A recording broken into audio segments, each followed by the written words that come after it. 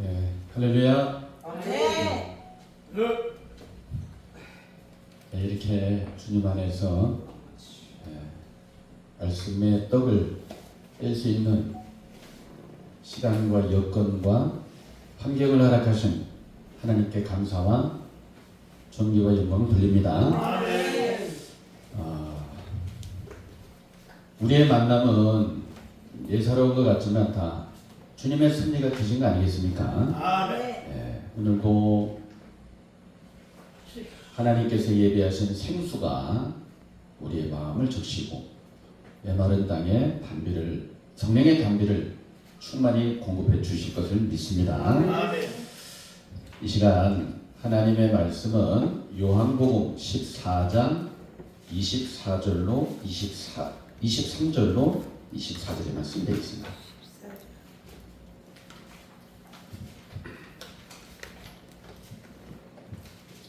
요한복음 14장 23절로 24절이 되어 있습니다.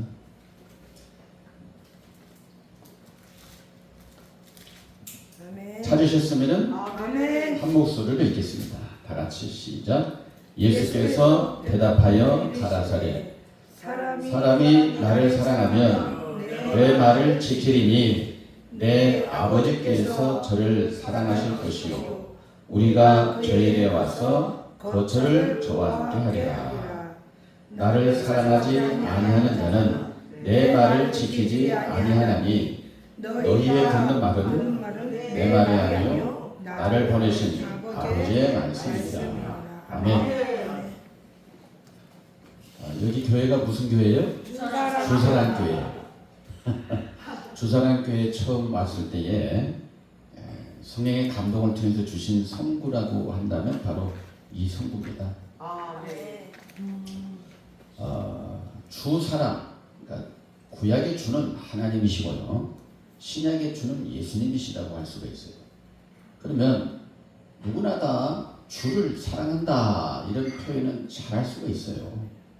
주를 싫어하고 주를 정오하고 미워하는 그런 신앙인은 보기 드물죠. 잘못된 신앙인이라면 주를 증오하고 원망하고 또 미워하는 여러 가지 사연이 있겠죠. 문제는 우리가 사람과 사람 사이에도 사랑이라는 것이 성립이 되려면 짝사랑은 굉장히 외로운 거 아니겠습니까?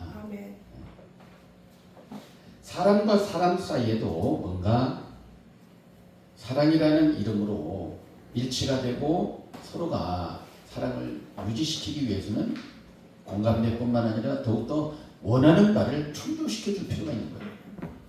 예수님께서 우리에게 말씀하신 것 중에 하나가 바로 이겁니다. 오늘 제목은 뭐냐면 예수님을 사랑하는 자의 도리다.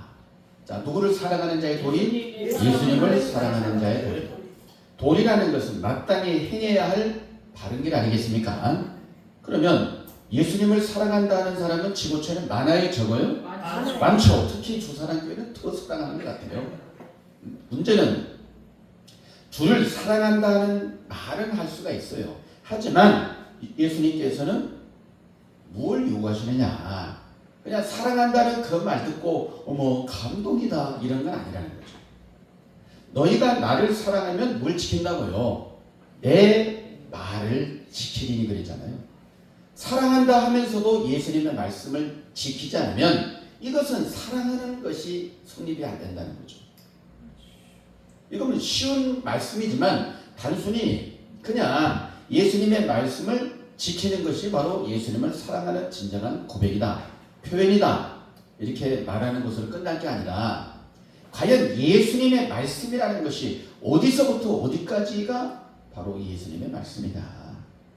예수님의 말씀의 범위가 구체적으로 뭐냐? 어디서부터 어디까지냐 이거죠.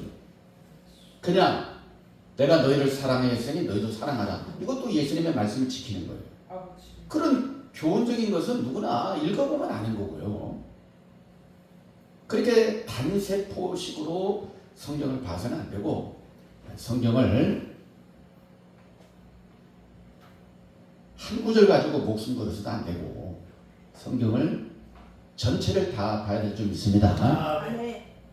전체를 보고 입체로 볼 수 있는 능력이 필요한 거예요. 입체.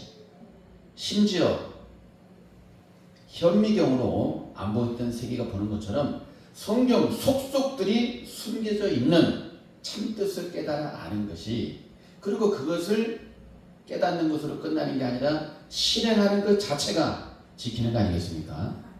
그러려면은 지킨다고 마음만 앞설 것도 아니고 일단은 알아야 됩니까? 몰라야 됩니까? 알아야 됩니다. 알아야 되는 것이고, 자기 스스로 알기가 쉽진 않다는 거죠. 그러면은 사실상 알기 위해서는 뭐 해야 되겠어요? 배워야 되는 것이고, 그렇잖아요? 태어나면서부터 아는 사람은 없어요. 모른다고 자기가 실질적으로 이거 애매하고 난해하다 이런 벽에 부딪혔을 때는 거기에 주저앉아버리면 소용이 없지만, 그것을 알기 위해서 찾고 구하고 두드리는 것이 바른 자세라고 볼 수 있고요. 그러므로 해서 배움으로 해서 비로소 주님의 참뜻을 깨달아가는 것이고, 배워도 초보적인 수준, 뭐 초등학교 수준, 중학교 수준 이해는 안 되고, 기왕이면 좀 높은 수준, 말씀의 본질을 찾아가는 우리 모두가 되었으면 좋겠습니다. 아멘. 자, 그래서 예수님을 사랑하는 자의 도리라 그랬는데요. 제가 이 시간에 첫 시간이고 마음 근육을 좀 풀 필요가 있어요. 그렇죠? 좀 워밍업 차원으로 썸머리식으로 좀 말씀을 드려볼까 합니다. 예수님을 사랑하면 예수님의 말씀을 지켜야 된다는 것이 예수님의 분명한 말씀이고요. 그렇게 했을 때에 그 사람은 하나님께 사랑받는다고 되어 있죠. 또 더 나아가서 우리가 저에게 와서 뭐 한다고요? 거처를 저와 함께 한다 그랬던 거예요. 일단은 이 본문의 말씀이 구체적으로 무슨 뜻인가 잠깐 살펴볼 필요가 있어요. 그러니까 하나님을 사랑할 수 있는 방법은 누구의 말씀을 지키는 거예요? 예수님의 말씀을 지키는 것이고, 그랬을 때에 하나님도 예수님도 그 말씀을 지키는 사람들에게 뭘 함께 한다? 거처를 함께 한다는 거죠. 거처를 함께 한다는 게 무슨 말씀인가? 또 이 말씀이 언제 이루어질 말씀인가? 이런 것도 생각해 볼 필요가 있죠. 거처를 함께 한다 이 말은 요한복음 14장 2절로 쭉 보게 되면 예수님께서 뭘 예비하신다 했어요? 초소를 예비하신다 했잖아요. 그렇잖아요? 초소를 예비한다 하셨고, 초소가 다 예비되면 예수님께서 다시 와서 너희를 나 있는 곳에 너희도 있게 하겠다 그 말씀이잖아요. 그러면 이 말씀 초소가 임했다, 초소가 이제 예비된다. 그렇다면 이 말씀이 언제 이루어질 말씀이냐? 실제 초소라는 것은 하나님의 나라입니다. 하나님의 나라가 임하는 때가 언제냐? 사실상 하나님의 나라는 바로 주님 재림 때에 임하는 거거든요. 그래서 사실상 요한복음 14장 23절의 이 말씀이 예수님 당시에 제자들에게도 뭐 해당되는 것도 있겠지만, 궁극적으로는 오늘날 주님의 초소가 임하는 이 시대에 신앙인들이 믿고 지켜야 될 말씀이 바로 이 말씀인 겁니다. 그래서 우리가 주를 사랑한다 하게 되면 누구의 말씀을 지켜야 된다고요? 예수님의 말씀을 지켜야 된다. 그러면 지키고 싶다면은 알아야 되겠죠? 알아야 된다 이거죠. 모르면은 지키고 싶어도 못 지키는 거예요. 그리고 알긴 아는데 잘못 알아버리면 이건 낭패보는 거예요. 누구나 다 주를 사랑하고 싶고 주의 뜻대로 살고 싶은 것이 매한가지예요. 하지만 생각보다 많은 신앙인들이 나름대로의 배우고 안다 하지만은 잘못 알고 있는 경우가 너무 많습니다. 근데 잘못 알고 있는 경우가 있음에도 불구하고 왜 그 길을 가느냐? 눈이 안 떠졌기 때문에 그래요. 그 길이 가야 될 길인지 가지 말아야 될 길인지, 반드시 가야 될 길인지 갈 필요가 없는 길인지 이게 보여야 되는데, 많은 사람이 가고 있으니까 위안이 되고 군중심리에 끌려서 그 길이 맞는가 보다, 그런 것이 대부분이에요. 그래서 근본적으로 예수님의 이 말씀이 간단한 것 같지만 결코 쉬운 게 아니라는 거죠. 예? 그러니까 주를 사랑한다 하게 되면 항상 누구의 말씀을 지켜야 된다고요? 예수님의 말씀을 지켜야 되는 것이고, 그런 사람에게 거처를 저와 함께 한다고 했죠. 하나님 나라가 임할 때에 그 사람 기억해 주겠다 그 말이에요. 우리가 신앙하는 목적 자체가 다시 오시는 예수님 만나기 위해서 그런 거 아니겠습니까? 아멘. 외길 사랑, 외사랑, 짝사랑 이거 소용없는 거예요. 나는 주를 사랑한다 하는데 주님께서 나를 볼 때 과연 제대로 하고 있는지 아버지. 평가를 한다고 볼 때에 뭘 기준으로 평가하겠습니까? 말씀 기준이죠. 아멘. 말씀을 벗어난 신앙에는 안 하면 못하다는 거죠. 하는 것 자체가 쉬운 건 아니에요. 하지만 마음만 앞선다고 될 일은 아니고 다르게 하는 게 더 중요하다는 말씀을 드리고 싶습니다. 그렇다면 여기서 이제 구체적으로 과연 예수님의 그 말씀의 범위 한번 생각해 보자는 거죠. 그냥 한 구절 사랑하라 이런 차원으로 끝날 건 아니고 예수님의 말씀의 범위가 도대체 어디서부터 어디까지일까? 지금 본문의 말씀 요한복음 14장, 15장, 16장 이것도 사실은 예수님께서 대표적으로 말씀하신 예언인 겁니다. 미리 말씀하신 약속이에요. 그래서 여러 가지 나중에도 이제 말씀드리겠지만 어쨌든 간에 예수님의 말씀의 범위는 사복음서부터 어디까지 할 수 있겠어요? 한번 생각해 볼 필요가 있어요. 예수님의 말씀의 범위가 구약은 어차피 하나님의 역사고 구약 약속대로 오신 분이 예수님 아니겠습니까? 그 예수님의 말씀, 공생의 모든 사역이 사복음서에 잘 기록이 되어 있고 어디서부터 어디까지가 예수님의 말씀이냐라고 할 때에 한번 생각해 볼 필요가 있다는 거죠. 사복음서는 당연히 포함되는 거고요. 또 서신서도 마찬가지로 예수님을 만난 사도들에 의해서 성령의 감동하심을 통해서 받아 기록한 것이기 때문에 역시 포함되는 것이고 그러면 성경의 맨 마지막 책이 어떤 책이에요? 요한계시록. 그 요한계시록은 예수님의 말씀이 아닐까요? 아니면 어떻게 무시를 해야 될까요? 아니면 그냥 그러려니 하고 있을까요? 어떻게 됩니까? 한번 고민해 보실 필요가 있다는 거죠.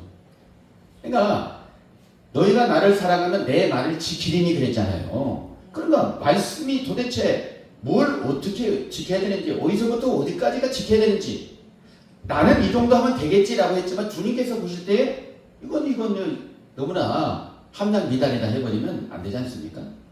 제가 볼 때는 사실상은 성경 맨 마지막 책 필요해서 주셨겠습니까? 그냥 곁다리로 주셨겠습니까? 필요해서. 필요해서. 아버지. 예? 그리고 객관적으로 볼 때 우리가 요한계시록 이제 좀 터부시하는 경향이 있잖아요. 신앙인이 뭐 어려운 계시록 알아서 뭐예요? 예수님만 열심히 뜨겁게 믿으면 되죠. 이런 식의 생각을 은연중에 안 한다고 볼 수가 없어요. 그 말이 맞다면은 그 길로 가면 되는 거예요. 하지만 그것이 성경적으로 벗어난 얘기라면 별로 상당히 심각한 상황도 되거든요. 그러면 우리가 객관적으로 뭐 이것저것 따질 것이 아니라 이 요한계시록을 이 성경 맨 마지막 책 66권 중에 맨 마지막 책인데 첫 절이 뭐라고 있습니까? 예수 그리스도에 계십니까? 마귀에 계십니까? 예수 그리스도에 계시니. 너무나 잘 알고 계시잖아요. 예수 그리스도에 계시니까 결국 누구의 말씀이에요? 결국 하나님 말씀이고 예수님 말씀 아닙니까? 아멘. 그러면 주를 사랑한다 하는 사람이 그걸 좀 아는 게 당연한 거예요? 아니면 이상한 거예요? 당연한 거잖아요. 당연한 것임에도 불구하고 많은 사람들이 터부시하고 또 몰라도 된다라고 하니까 괜히 위안이 돼야 안 돼요. 몰라도 된다는 그 말 자체가 마음에 위안이 됩니까? 아니면 안 돼요. 위안이 안 되죠? 말을 잘 알아두셔야 돼요. 제가 질문을 잘못했는지 몰라도. 그러니까 많은 사람은 몰라도 된다고 하는 게 대부분의 사람들이에요. 저는 객관적으로 예수님을 사랑하는 자들은 제발 내 말을 지키라. 내 말의 범위가 바로 사복음서 포함해서 서신서 포함해서 요한계시록까지가 예수님의 말씀 아니냐. 그렇잖아요. 한번 생각해 볼 필요가 있다. 이걸 딱 제가 무슨 다른 일을 하는 게 아니라 한번 생각해 보자는 거예요. 객관적으로. 예수 그리스도에 계십니까? 마귀에 계십니까? 분명히 또 한 번. 예수 그리스도에 계시라고 했잖아요. 그 예수님을 믿노라 하는 분은 이것에 대해서 관심 갖는 게 이상한 거예요? 아니면 당연한 거예요? 당연한 거예요. 근데 당연한 것임에도 불구하고 왠지 쭈삣쭈삣하고 뭔가 좀 그런 것도 있잖아요. 그래서 우리가 진리를 알지니 진리가 너희를 뭐한다? 자유케 한다. 말은 잘해요. 말은. 그러나 정작 자유가 없는 게 현실이 아닌가. 제대로 된 진리를 모르니까 쭈삣쭈삣하면서 뭐 두려웠던 진리를 모르니까 그런 행동이 저절로 나오는 거거든요. 그래서 기왕이면 진리를 아는 우리가 되었으면 좋겠습니다. 그래서 사복음서 여러 가지 기적도 있고 여러 가지가 있습니다. 이 시간에 그걸 세부적으로 본다는 건 좀 어렵고, 어쨌든 간에 제가 듬성듬성 좀 말씀을 드린다면, 사복음서 마태복음 중에서는요, 대표적으로 마태복음 24장이 바로 대표적인 예언서입니다. 마태복음 24장, 25장. 그 전에 마태복음 23장은 2000년 전 당시에 있어진 바의 일이고, 마태복음 24장과 25장은 단연 분명히 이것은 뭐 객관적으로 아무리 봐도 이건 주님 재림하실 때 이루어질 일이에요. 그럼 이것에 대해서 관심 가져야 돼, 안 가져야 돼요? 누구의 말씀이니까? 예수님의 말씀이잖아요. 그런 생각을 마음속에 품으셔야 정상인 것입니다. 마태복음 24장에 24장 3절에 주의 임하심과 세상 끝에는 무슨 징조가 있어오리까? 라는 제자들의 질문이 있었죠. 그것에 대한 답변이 4절부터 끝까지예요. 또 심지어 마태복음 24장에서 25장으로 연결된다는 것도 아셔야 됩니다. 따로따로가 아니에요. 다 연결이에요. 사람이 구분시켜 놓았을 뿐이지 연결되는 겁니다. 그래서 마태복음 24장도 어려워요? 쉬워요? 어렵습니다. 네. 어렵고 쉽고를 알아서 이제 보시고 나중에 배우시면 뭐든지 모를 때는 어려워요. 배우고 익히면 흔히 보입니다. 자, 그리고 마태복음 25장 딱 세 가지의 내용이 나오지 않습니까? 마태복음 24장과 25장 연결된다고 했는데, 이 시간에 그걸 다 세밀하게 말씀드리기보다는 일단 오늘은 워밍업이라고 했습니다. 그래서 25장은 1절로 13절에 몇 천의 비유가 나와요? 10천의 비유. 세상에 다하는 10천의 비유. 그러면 10천의 비유와 우리와 어떤 관련이 있는가 정확하게 아실 필요가 있는 거죠. 또 14절부터 30절까지는 금 달란트의 비유도 있고요. 31절부터 마지막 46절까지는 양과 염소에 관한 비유가 있는 거예요. 그러면 잘 들어보세요. 여기서 한 가지 좀 말씀드려볼게요. 열처녀의 비유라고 했는데, 열처녀 중에 5처녀와 또 슬기로운 5처녀와 미련한 5처녀가 있다는 건 세상이 다 아는 얘기죠. 그런데 문제는 그 슬기로운 처녀와 미련한 처녀의 차이점이 뭐예요? 차이점이 준비하고 안 하고 그런 차이죠. 물론 뭘 준비해야 됩니까? 등과 뭘 준비해야 돼요? 기름만 준비하면 됩니까? 등과 기름을 준비해야 되겠죠. 그러면 슬기로운 처녀는 등과 기름을 준비했죠. 미련한 처녀는 등은 있었습니다. 등은 있었다. 이게 일반적인 생각이에요. 성경을 자세히 보셔야 돼요? 대충 보셔야 돼요? 자세히 보셔야 됩니다. 미련한 처녀는 등만 준비한 게 아니에요. 성경 자세히 보면 기름이 떨어진 겁니다. 처음부터 기름을 준비하는 게 아니에요. 결론적인 얘기로 등만 남았다 뿐이지 기름을 준비한 거예요. 다만 신랑이 너무나 덕이 오다 보니까 기름이 뭐했다? 떨어져 버렸기 때문에 신랑을 맞이하지 못하게 되는 것이지. 이게 성경적이거든요. 그러면 적어도 미련한 자들도 등의 의미와 기름의 의미를 알았다는 얘기예요? 몰랐다는 얘기예요? 알았다는 얘기잖아요. 알았으니까 준비했겠죠. 미련한 처녀의 수준이 적어도 등과 기름을 준비했다는 것입니다. 그럼 오늘날 신앙생에게 물어보자는 거예요. 등이 뭐예요? 기름이 뭐예요? 물어본다면 확실한 대답을 할 수가 있어야 됩니까? 없어야 됩니까? 있어야 됩니다. 물어보면 말하는 사람마다 달라버린다는 이거 자체가 뭔지 아닙니까?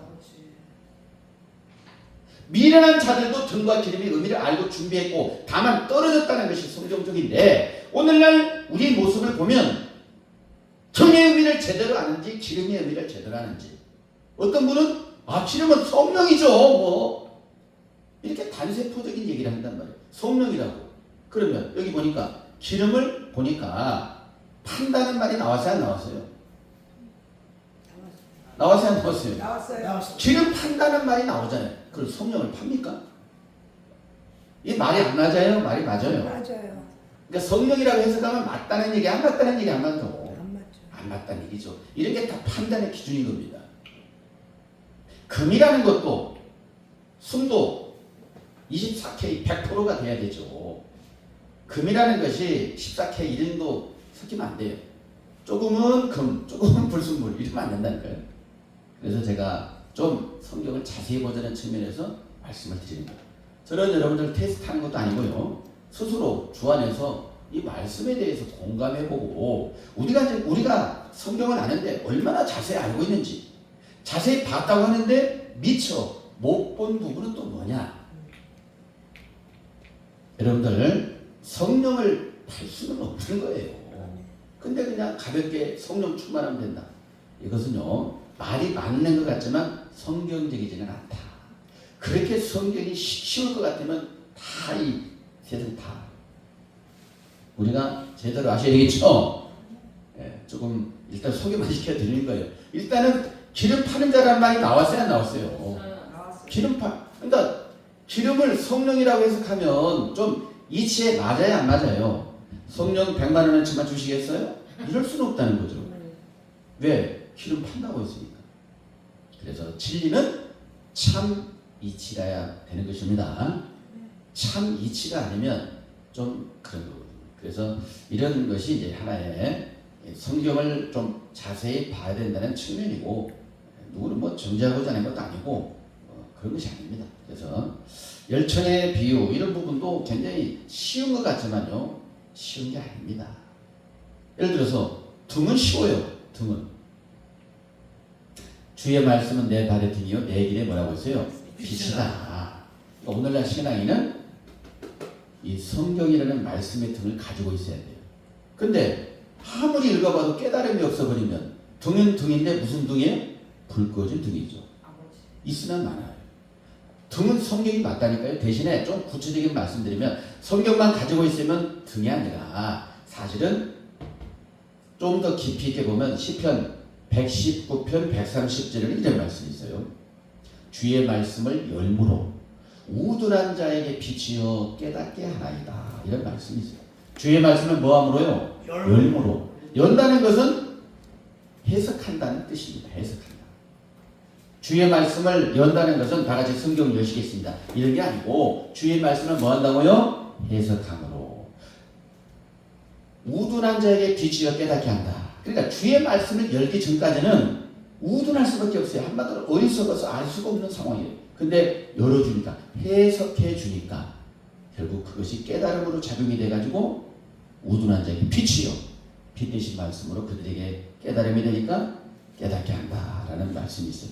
그래서 어쨌든 간에 기본적으로 우리 신앙인이라면 이 성경 말씀을 제대로 아셔야 됩니다. 그래야 슬기로운 처녀가 될 수 있는 관문을 이제 들여다보고 있는 거예요. 성경 모르고 하나님의 말씀을 모르고 예수님을 맞이한다. 이것은 전혀 성경적이지 않습니다.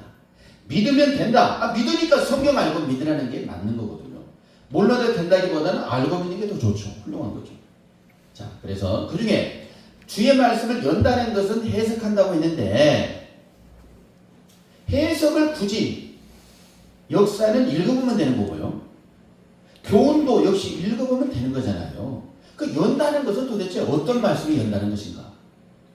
잘 알기 때문에 연다? 잘 모르기 때문에 연다? 모르기 때문에 연다는 거죠. 어떤 말씀을 우리가 잘 모릅니까? 비유로 된. 물론 뭐 비유도 있고, 그러니까 크게 이건 비유는 부분적인 얘기고 좀 크게 표현한다면 어떤 말씀을 우리가 잘 몰라요? 상징으로 된 말씀. 그러니까 상징도 다 포함된 거예요. 그러니까 크게 표현한다면 뭐 질문하세요. 그냥 하시지 그러지 말고 생각을 해보자는 거죠. 나름 역사를 읽어보면 사복음서 보면 공생의 사건 읽어보면 그냥 아는 거잖아요. 또 여러 가지 간단한 뭐 지시사항에 서신서에 보면 교훈도 있고 있어요. 그 중에 연다는 것은 그냥 읽어서 해결되는 게 아니기 때문에 해석의 단계를 거쳐야 알 수 있는 거 아닙니까? 그럼 무엇을 해석해야 된다는 거예요? 말씀. 말씀인데 어떤 말씀? 하나님 말씀. 하나님의 말씀인데 그 중에 어떤 말씀? 예언. 그렇죠. 예언이에요. 제가 듣고 싶은 말이 저 말씀이에요. 예언이 예언. 예언이 읽어봐서 잘 이해가 안 되니까 이걸 해석의 통로를 지나야 우둔한 자에게 빛으로 다가오는 거예요. 여러분들 이 시대에 우리 신앙인들이 예언서를 모른다는 것은요 큰 비극입니다. 왜 그러냐면 성경에 이미 예언서가 등불이라고 표현되어 있는 거예요. 그러니까 등을 준비한 사람은 결과적으로 무슨 서를 아는 사람이다? 예언서를 아는 사람이에요. 역사는요, 예수님 안 믿어도 세계 역사학자 다 읽어보고요. 성경 엄청 읽습니다. 오히려 신학에보다 더 많이 있는 학자들이 많아요. 그렇다고 해서 모든 걸 다 할 수 있는 거 아니고요. 우리 신앙인이 꼭 알아야 될 필요성이 있는 것이 바로 다른 거 다 알아야 돼. 그걸 무시하자는 게 아니라 그 중에 알맹이가 바로 뭐라고요? 예언입니다. 베드로 사도가 이미 그 답을 주셨으니까 제가 말씀드리고요. 제가 지어낸 얘기가 아니고요. 우리 베드로후서 1장 19절의 말씀 한번 확인해 보시겠습니다. 베드로후서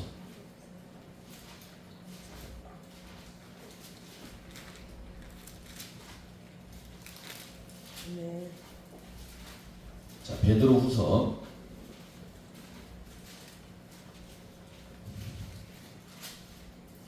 제가 오늘은 이제 자, 베드로후서 1장 19절을 큰 목소리로 한번 읽어보시겠습니다. 시작. 또 우리에게 더 확실한 예언이 있어 어두운데 비치는 등불과 같으니 날이 새어 샛별이 너희 마음에 떠오르기까지 너희가 이것을 주의해야 하는 것이 가하니라. 아멘. 제가 오늘은 그 개역 한글을 가져왔는데 여러분들 개역 개정을 보시죠. 아멘. 네, 개역 개정을 제가 안 가져왔어요. 개역 한글은 약간의 차이가 있어요. 보면 그러니까 번역을 이제 쉽게 하려고 개역 개정을 했다고 하는 말이 있죠. 근데 저를 볼 때는 이제 개역 한글이 늘 봤던 것이라 좀 보기엔 편하긴데 여기 보니까 19절에 답이 나왔어요, 안 나왔어요? 나왔어요. 또 우리에게 더 확실한 무엇이 있어? 예언이 있어. 어두운데 비치는 등불과 같으니 날이 새어 샛별이 너희 마음에 떠오르기까지 너희가 이것을 주의하는 것이 가하니라 그랬죠? 그래서 먼저 알 것은 경의 모든 예언은 사사를 풀 것이 아니다. 그래서 예언이 바로 그나마 등불의 역할을 해주고 있다는 거예요. 그런데 예언서 읽어보면 쉬워요, 어려워요? 어렵잖아요. 그나마 예언서라도 들여다보고 있으니까 조그마한 등불이라도 있어가지고 헤맬 때 헤매더라도 가는 거예요. 주님 따라서. 그러나 문제는 샛별이 떠오르게 되면 등불 가지고는 안 되고 그것이 완전히 해석이 돼야 돼, 안 돼요? 주의 말씀, 주의 예언이 열림으로 해서 그것이 이제 무엇으로 다가와야 돼요? 등불 수준이 될 것이 아니라 무엇의 수준으로? 빛의 수준으로 다가와야 돼요. 그래야 세상을 훤히 볼 수가 있어요. 그게 우리에게 필요한 줄 믿습니다. 그래서 예수님의 말씀을 지킨다는 것은 결코 쉬운 게 아니에요. 결코 예수님 말씀 지키는 게 쉬운 게 아닙니다. 어느 한 구절도 아니고요. 마태복음부터 계시록까지 다 알아야 된다 해도 과언이 아니에요. 물론 핵심이 또 있겠죠. 하지만 그래서 우리는 너무나 하나님께서 원하시고 예수님께서 원하시는 분량이 큰데 너무나 축소시켜놨단 말이에요. 너무나 때로는 대충 믿을 바에야 뭐 안 믿거나 또 뭐 어정쩡하게 믿을 바에야 모르고 믿을 수는 있겠죠. 하지만 기왕이면 제대로 믿을 거 아니겠습니까? 제대로 믿을 것 같으면 제대로 아셔야 돼요, 모르셔야 돼요? 제대로 아실 필요가 있죠. 제대로 알기 위해서 끊임없이 의에 줄이고 목마른 심령이 되어야 될 줄 믿습니다. 천국은 아무나 가는 게 아니에요. 예수님 말씀처럼 심령이 가난한 자가 갑니다. 내가 50년 믿었다, 모태신앙이다, 이런 분들은 은근히 배가 불러요. 부자입니다. 은근히 마음에서 부자. 다른 데 별로 찾고자 하는 마음이 없어요. 그러나 심령이 가난한 사람은 늘 끊임없이 이게 무슨 뜻일까? 이해가 안 된다. 답답하다. 궁금하다. 알고 싶고 찾고 구하고 두드리는 그 심령이 주님 보실 때 뭐예요? 합당한 거예요. 사람이 배고프면 먹을 걸 찾지 않습니까? 음료를 탔든 떡을 찾든 찾는 거예요. 여러분들 오늘날 신앙인이 말씀을 안 찾는다. 이것은 뭐예요? 그 자체가 육의 지나 영의 지나 똑같습니다. 죽은 자는 양식을 찾지 않습니다. 이해되십니까? 양식을 찾지 않아요. 똑같아요. 영적으로 죽은 자도 말씀에 관심이 없어요. 마음속에서 이 말씀에 대해서 무던히 애가 타는 것은 이 영이 탄식을 하는 거예요. 정작 얻어야 될 것은 아직 얻지 못했기 때문에 그것을 얻어내기 위해서 그런 마음이 간절하고 염원이 돼가지고 결국은 얻어지게 되는 거죠. 그런 사람이 어디 갈 수 있어요? 천국 가는 거예요. 그냥 우리가 예수님을 너무 편하게 믿으려고 하는 생각은 전혀 성경적이지 않다는 것이 제 생각입니다. 제 개인적인 생각이 아니라 성경을 좀 아는 입장에서 볼 때는 그런 결론이 내려지거든요. 기왕이면 우리가 예수님을 좀 고급지게 믿었으면 좋겠습니다. 성경적이지 않은 예수, 성경에는 다른 예수도 있습니다. 다른 예수도 있고요, 다른 영도 있고요, 다른 복음도 있어요. 잘하시네.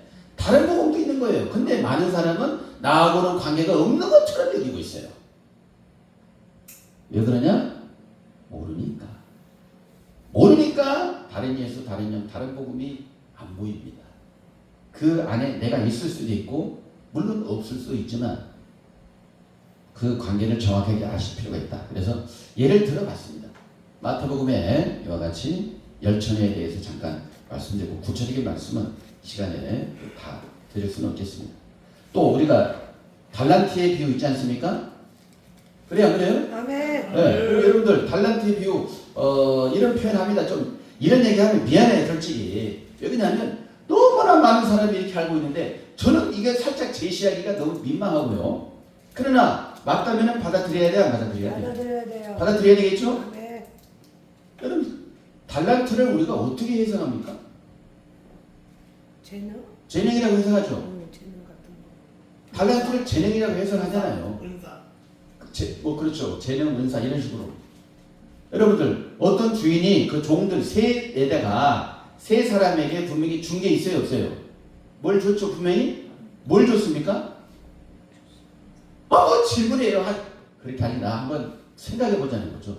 여러분들 여기서 중요한 게 뭐냐면 어떤 주인이 종들에게 준 것은 이미 재능이라는 말은 나와 있어요. 성경을 자세히 보세요. 마태복음 25장 14절 15절 한번 보세요. 성경을 자세히 봐야 된다는 말씀을 좀 드리고 싶어요. 마태복음 25장입니다. 그 중에 이 금달란트의 비유라고 알려져 있는 그 부분이에요. 13절, 14절 한번 읽어보시겠습니다. 시작. 그런즉 깨어 있으라. 14절입니다. 다 정정합니다. 14절, 15절 시작. 또 어떤 사람이 타국에 갈제 그 종들을 불러 자기 소유를 맡기기와 같으니 각각 그 재능대로 하나에게는 금 5달란트를 하나에게는 2달란트를 하나에게는 1달란트를 주고 떠났더니 그랬죠. 네. 이 세상에 다 아는 금달란트 비유인데 어떤 사람이 종들에게 준 것은 뭘 줬냐 이거죠. 뭘 줬습니까? 국어도 때로는 이해하기 힘들죠.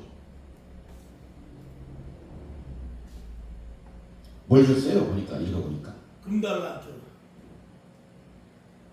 그렇죠. 금을 줬습니다. 금을 준 거예요. 금을. 근데 무엇대로 줬어요? 금을 주긴 줬는데 무엇대로 준 게 있잖아요. 무엇대로 줬어요? 금을. 재능. 그렇죠. 재능대로 줬잖아요. 그러니까 여기서 해석할 때 우리가 생각할 때 어떤 사람이 종들에게 준 것은 재능대로 재능을 준 거예요. 재능대로 금을 준 거예요. 재능대로 금을 줬지. 그렇죠. 재능대로 금을 준 거예요.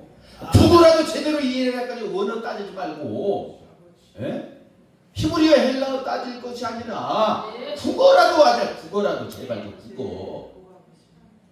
우리는 국어도 제대로 이해를 못하는 경우가 많고 너무나 성경적이지 않는 표현들이 난무하니까 그게 옳은 줄 알고 가는 거예요.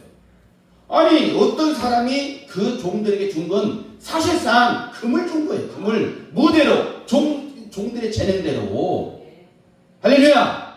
재능대로 금을 금을 준 거란 말이에요. 재능이 다 차이가 있다 보니까 한 종에게는 5달란트를 주고 두 달란트를 주고 1달란트를 주는 이렇게 나뉘어지는 거예요. 근데 우리는 그냥 습관적으로 사회에 거는 경우가 많은데 우리가 뭘 떠나서 일단은 어떤 사람이 그 종들에게 준 것은 뭘 줬다는 걸 알 수가 있어요? 금을 줬고 대신에 무엇대로 줬어요? 재능대로 나가서 뭐 하라고? 나가서 뭐 하라고? 장사입니다. 장사 금을 팔게 하기 위해서. 사람은 다 재능이 차이가 있습니다. 그래서 여기서 말하는 달란트가 어떤 의미냐 이런 것도 좀 관심 가져야 되겠고 일단은 거기까지 어떤 사람이 종들에게 준 것은 금을 준 거다. 뭐대로? 재능대로 금을 줘서 나가서 뭐 하라고? 장사라고. 그래서 어떤 사람은 가자마자 장사해가지고 5달란트를 남겼고 어떤 사람은 2달란트 남겼고 어떤 사람은 그냥 그 금을 돈을 땅에 묻어뒀다는 거예요. 금이나 돈이나 같은 맥락이에요. 보니까 결국 어떻게 됐어요? 주인이 오셔가지고 회개를 하죠. 두 사람은 칭찬했고 네 주인의 즐거움에 참여하라 하면서 한 사람에게는 이제 나가 놀아라 이렇게 돼 있죠. 이게 남의 얘기냐? 적어도 이 시대에 예수님을 믿노라 하는 분들이 오늘날 우리에게 해당된다는 것도 감사하셔야 돼요.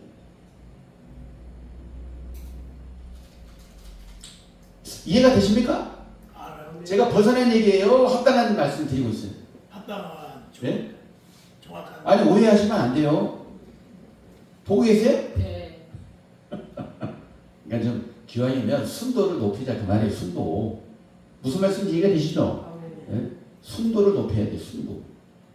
하나님께서는 이제 우리에게 때로는 연단도 하신다 이런 말씀도 있는데 어쨌간에 그렇게 조금 성경을 자세히 보실 필요가 있다. 그리고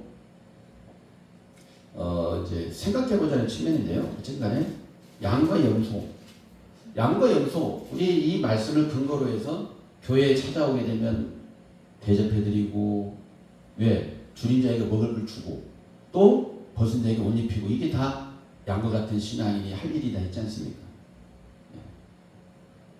그렇잖아요? 성경을 이제 나름 그렇게 열심히 이제 믿고 실천하고 있는 게 현실인데 또 깊이 있게 나중에 더 볼 필요가 있습니다. 볼 필요가 있고요. 자 이제 또 다른 측면에 좀 말씀드려볼게요. 예수님의 말씀의 범위를 좀 보고 있는 상황 아니겠습니까? 그래서 이제 서신서에도 한번 잠깐 들여다볼게요. 서신서에도. 에베소서 5장 31절로 32절의 말씀을 잠깐 보시겠습니다.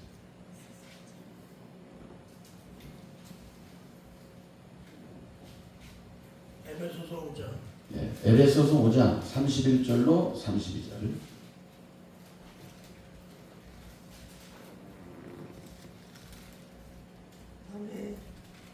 예, 다 같이 시작. 이러므로 사람이 부모를 떠나 그 아내와 합하여 그 둘이 한 육체가 될지니 이 비밀이 크도다. 내가 그리스도와 교회에 대하여 말하노라. 이건 뭐 많이 들어보신 말씀이죠?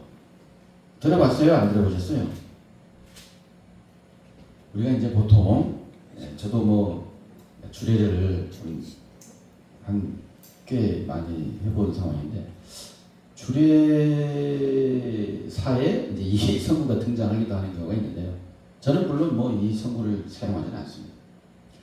여기 보시게 되면 이러므로 사람이 부모를 떠나 그 아내와 합하여 그 둘이 한 육체가 될지니 이 비밀이 크도다 그랬죠. 국어를 잘 이해하셔야 돼요. 국어를. 근데 여기 보니까 은근 결혼식의 분위기가 나잖아요. 근데 결혼식이 비밀입니까?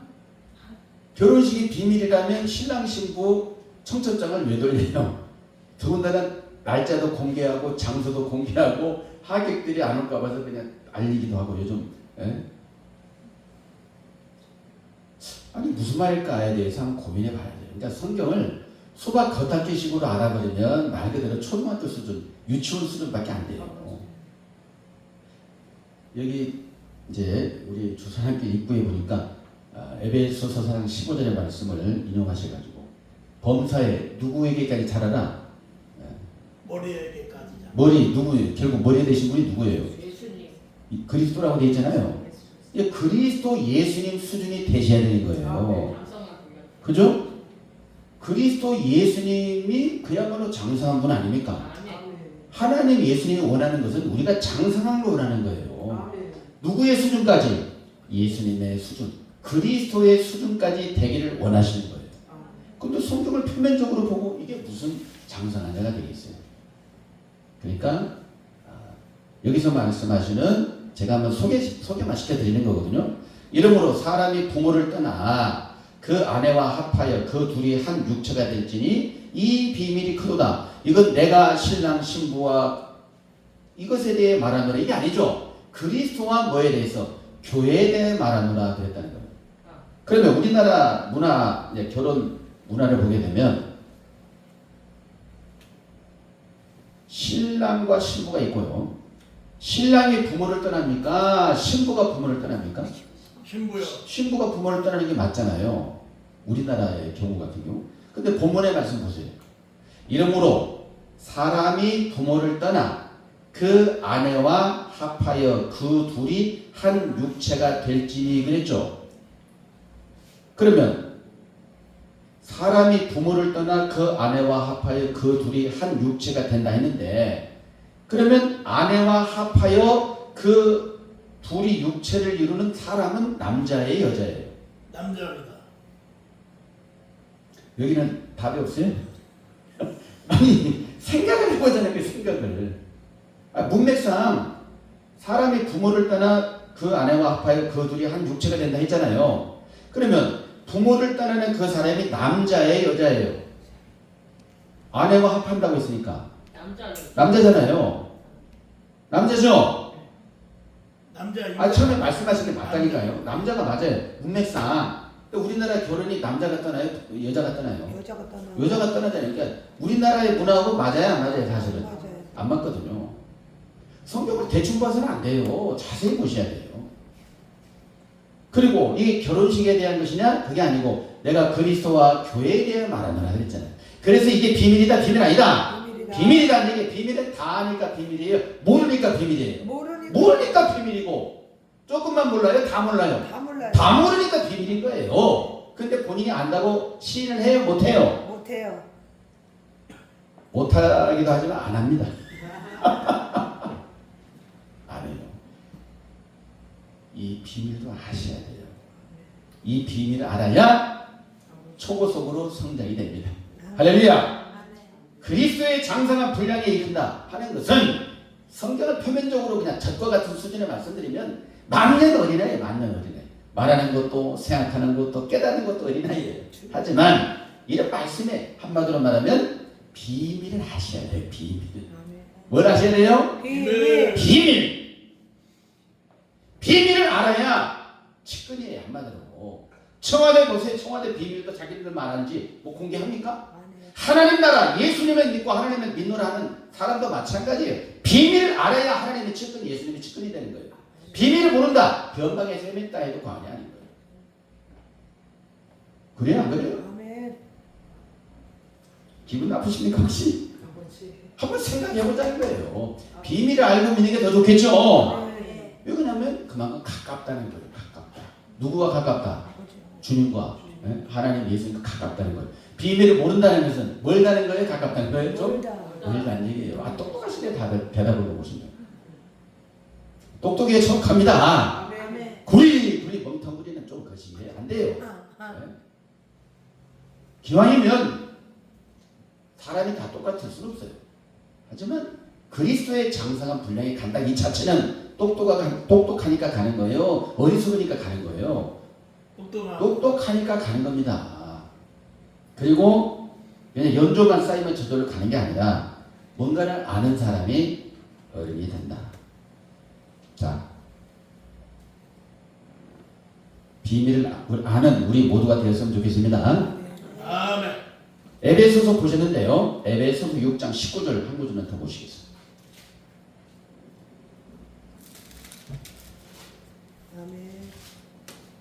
에베소서 6장 19절 다 같이 시작. 또 나를 위하여 구할 것은 내게 말씀을 주사 나로 입을 벌려 복음의 비밀을 담대히 알리게 하옵소서 할 것이니. 아멘. 자, 무슨 비밀? 복음의 비밀. 복음이 무슨 비밀이야? 이런 생각을 할 수 있겠지만 이미 복음이라는 것에 대해서 나름대로 정의가 있어요. 하지만 복음은 비밀입니다. 아까 비밀이란 말이 나왔었고 지금도 나오잖아요. 복음의 비밀. 그래서 복음이 뭐냐? 복음이 뭘까요? 복음이. 나도 묻는다면 예수 그리스도의 계시. 따라가는 계시. 아니 따라가는 길. 복음이 이제 복음이 뭐냐고 물었을 때 사람마다 다 다릅니다. 다 달라요 나름대로. 근데 저는 성경적인 좀 말씀을 드리고 싶어요. 예수님이 살아 계실 때 복음의 핵심은 예수 그리스도가 맞잖아요. 안 그렇습니까? 문제는 예수 그리스도가 복음의 핵심인데 하나님의 아들 예수 그리스도. 근데 그 예수님께서 살아 계실 때에 복음을 전하는 때가 있었고 십자가 지시고 부활 승천하시고 나서 또 교회의 세계가 있었어요. 살아 계실 때와 이제 부활 승천하신 이후에 복음의 관점을 무엇으로 받아들여야 되느냐 이거죠. 복음 그냥 예수 믿습니다 하면 복음 이런 생각도 뭐 틀리다는 건 아니에요. 하지만 저는 하나를 알더라도 정확히 알고자 하고 또 정확하게 인식이 되어야 장성한 자가 되기 때문에 한마디로 말하면 복음의 핵심은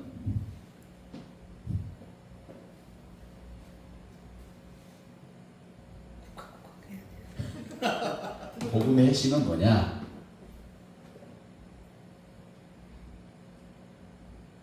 진리의 말씀이 바로 복음입니다. 무엇의 말씀? 진리의 말씀. 진리의 말씀이 복음이에요. 좀 생소할 수 있겠죠. 예수님이 복음이지 무슨 진리의 말씀이 복음이야? 속으로 그럴 수 있겠죠. 하지만 진리의 말씀 자체가 하나님을 대변해주고 있고요. 진리의 말씀 자체가 예수님을 대변해주고 있어요. 진리의 말씀 자체가 성령의 역사라는 것을 증명하고 있는 거예요. 역으로 하나님, 예수님, 성령님 논하는데 진리의 말씀이 약하다 혹은 없다. 이것은 상당히 문제가 되는 거예요.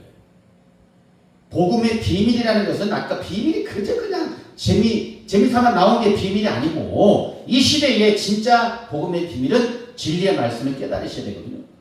에베소서 보세요. 진짜 그런지. 이거 정확히 확인해 보실 필요가 있습니다. 에베소서 1장 13절. 이거 중요한 성구입니다. 저도 나름 은혜 받고 지금 그냥 누구 들려주는 말씀 전해드릴 게 아니에요 지금.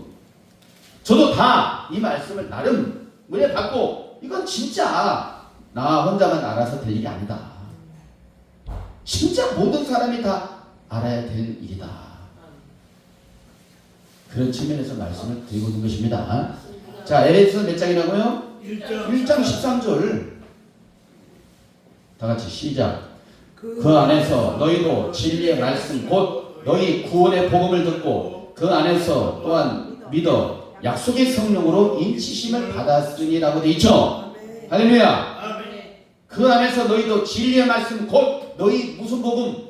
구원의 복음. 진리의 말씀. 그러니까 진리의 말씀이 무슨 복음이 되는 거예요? 구원의 복음이 되는 거 아닙니까?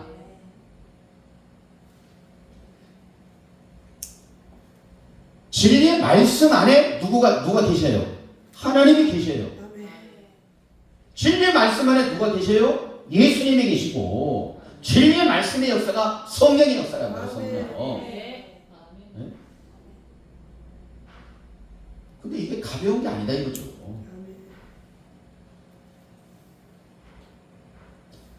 복음이 비밀이라는 거, 구원의 아까 여러분들 그것을 가벼이 넘길 수도 있겠지만요. 진리의 말씀이 구원의 복음이라는 이 성구에 좀 은혜가 되었으면 좋겠습니다.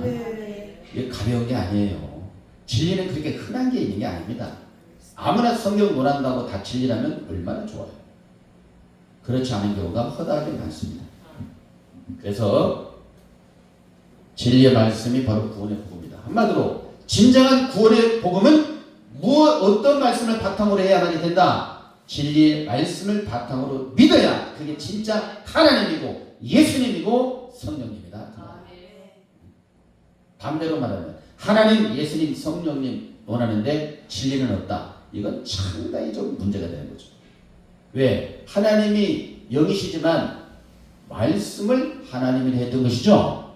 요한복음 1장 1절에 말씀을 하나님이라 했잖아요. 아멘. 말씀이 육신이 되어 오신 분이 예수님 아니겠습니까? 아멘. 예수 강조하면서 진리는 없다. 이건 상당히 문제가 되는 예수가 되는 거예요. 예수님을 못 오가는 겁니다. 그것은.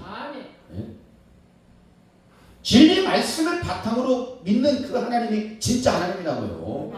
왜 에베소서 1장 13절 저는 이 말씀을 듣고 그 전기가 몇만 볼트가 올 줄 몰라요. 몇만 볼트가. 처음에 이 말씀 발견했을 때 하면서 굉장히 궁금했던 것이 바로 그런 거거든요.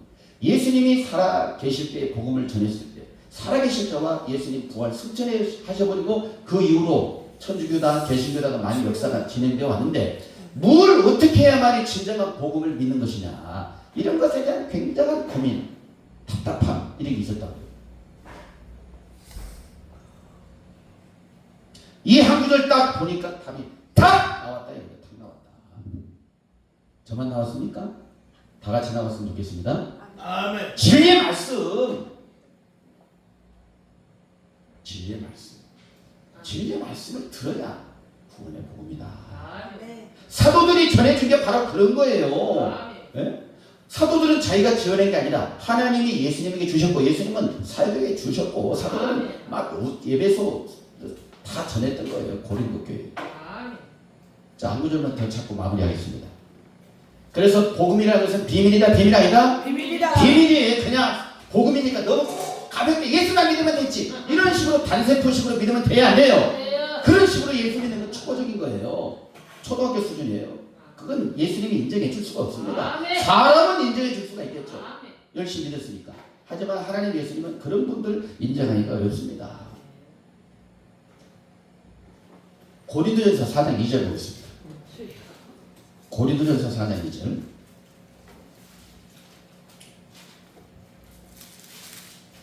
아멘. 자, 찾았으면 2절 말씀, 고전 4장 2절 말씀. 찾았습니까? 아멘. 네. 찾았으면 기왕이면 큰 목소리 읽어주면 좋겠습니다. 다 같이 시작. 그리고 맡은 자들에게 구할 것은 충성입니다. 이거 세상이 다 아는 거죠. 신앙인이라면 이 말씀 모르는 분이 없을 거예요. 그리고 맡은 자들에게 구할 것은 무엇이니라? 충성입니다. 했잖아요. 충성. 자, 이거 앞에 한번 보시기 바라겠습니다. 그리고 맡은 자들에게 구할 건 충성이라고 했죠. 그럼 뭘 맡았어요? 뭘 맡았습니까 도대체? 라고 물은다면? 직분을. 그렇죠. 일반적으로 직분. 예. 아니 그냥 뭐 테스트하는 게 아니라니까요. 우리의 자화상을 한번 들여다보자니까 제가 무슨 정답을 원하는 게 아닙니다. 여러분들이 어떤 대답을 할 것을 제가 알아요. 알고 질문하는 거거든 사실은. 모르고 뭐 대책 없이 하는 건 아니에요. 자, 뭘 맡았느냐 이거죠. 지금 말씀하셨죠? 보편적인 표현, 직분, 직책 이런 것이잖아요. 자, 이쪽에는 한번 말씀해 보세요. 우리 전사님 씨, 뭘 맡은 것 같아요? 일꾼. 예? 일꾼. 예. 하나님의 일꾼. 잘 들어보셔야 돼요. 그리고 맡은 자들에게 구할 것은 충성이라고 했죠. 그래서 보세요. 이제 우리가 해마다 보면 직분 맡았습니다. 새로운 직책 맡았어요. 올해 충성하겠어요. 2020년. 나름대로 얼마나 마음을 다지고 하나님 앞에 기도도 합니까? 왜? 충성을 해야 생명이 매주만 쓰니까. 성경을 그런 식으로 보니까 책망하는 것도 아니고요. 그런 식으로 보니까 우리가 성장이 안 되는 겁니다. 여기서 맡은 것은요, 직분도, 직책 그런 것보다도 성경에 이미 답을 주고 있어요. 4장 1절을 보세요. 4장 1절. 뭘 맡으는지. 4장 1절 시작. 하나님의 사람이 마땅히 우리를 그리스도의 일꾼이요 하나님의 비밀을 맡은 자로 여길지어다. 할렐루야. 뭘 맡은 자? 비밀을 맡은 자. 누구의 비밀? 하나님의 비밀. 하나님의 비밀을 알고 그걸 맡은 사람이 해야 할 일이 충성이란 말이에요. 하나님의 비밀을 모르고 충성하는 것은 좀 심각한 상황이에요. 비밀을 알아야 측근이라고 했잖아요. 비밀 알아야. 마이크 성능 좋네 오늘. 저널들 봤습니다 어제. 그래요? 네. 아유 마이크 성능 괜찮은데. 하나님의 비밀을 맡은 자예요. 하나님의 비밀을 깨달은 자가 맡은 자가 되겠죠. 하나님께서 비밀을 맡은 자가 되었을 때 거기에 따른 직책이 주어지는 거예요. 사도라는 직책. 여러분들 이 비밀을 맡은 자는 하나님의 비밀을 맡은 자입니다. 직책, 직분 이건 뭐 아니다 이런 것이 아니라 본질적인 의미는 하나님의 비밀을 맡은 자예요. 비밀을 알고 직분, 직책을 감당해야 의미가 있는 거예요. 더 값어치가 있고. 근데 직분, 직책은 엄청나게 열과 성을 다해서 했는데 비밀 알아요? 잘 모르겠어. 이래버리면 심각하다는 얘기죠. 비밀을 아셔야 됩니까? 모르셔야 됩니까? 비밀을 아셔야 되죠. 그래서 오늘 여기까지 하겠습니다. 비밀을 모르면 한마디로 말하면 맹탕이에요. 맹탕. 맹탕 신앙인 총 가기 힘들어요. 미안하지만. 기왕이면 알짜배기 우리 신앙인이 되었으면 좋겠습니다. 아멘. 자 오늘 간단하게 워밍업 차원에서 말씀드렸고요. 오늘 드린 말씀 간단히 정리해보죠. 예수님을 사랑하는 자의 도리라고 했죠. 요한복음 14장 23절로 24절. 결국 예수님을 사랑한다고 말하는 사람은 지구촌에 많아요. 하지만 예수님은 우리에게 야 너희가 나를 사랑해? 그렇다면 내 말을 지켜. 그랬을 때 하나님께서 너를 사랑할 것이고 우리가 너에게 와서 거처를 저와 함께 할 것이다. 이렇게 답을 주셨어요. 제가 드리고 싶은 말씀은 단순히 예수님 말씀 지키라니까 뭐 너희가 서로 사랑하라. 이것도 예수님 말씀이 맞아요. 그러나 그 정도 수준이 아니라는 것이죠. 사복음부터 저 별로 관심도 없다고는 요한계시록까지 사실은 예수님의 말씀이라고 볼 수 있고요. 대충 아는 게 아니라 정확하게 알고 그걸 믿고 지켰을 때에 주님과 우리와 더불어 하나가 될 수 있다는 이 분명한 사실을 믿고 우리 모두가 다 그렇게 되시기를 주님의 이름으로 축원드립니다. 네, 기도하시겠습니다. 존귀하신 아버지 하나님, 오늘 귀하고 복된 시간 이 주사랑교회에서 하나님의 말씀의 뜻을